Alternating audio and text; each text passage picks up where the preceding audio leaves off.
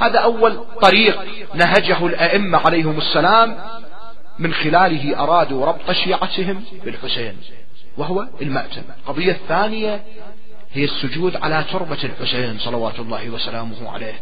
هذا السجود على التربة راح يعطيك الدرس عملي، يبين لك أنه لولا تلك الدماء الطاهرة التي قد أريقت على هذا الصعيد الطيب، على هذه التربة المباركة الزكية، لما وفقت لكي تقف بين يدي الله عز وجل مصليا قانتا بين يدي الله وتقول لله إياك نعبد وإياك نستعين.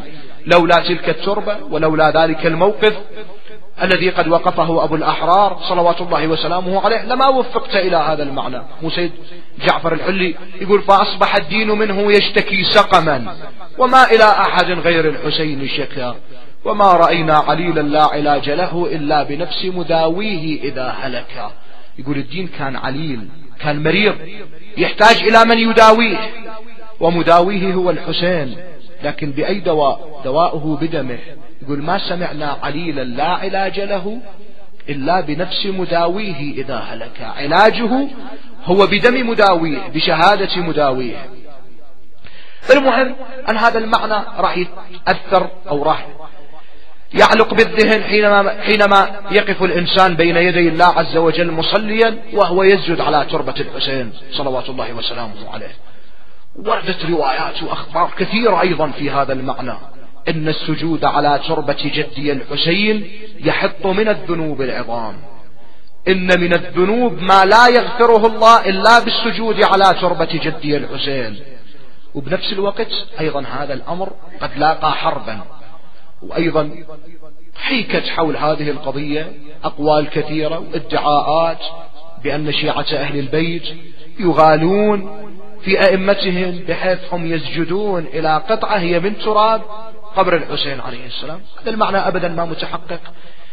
احنا الواحد من عندنا لما أن يقف للصلاة ويسجد ويضع جبهته على تربة الحسين ماذا يقول في سجوده؟ يقول: سبحان ربي الأعلى وبحمده.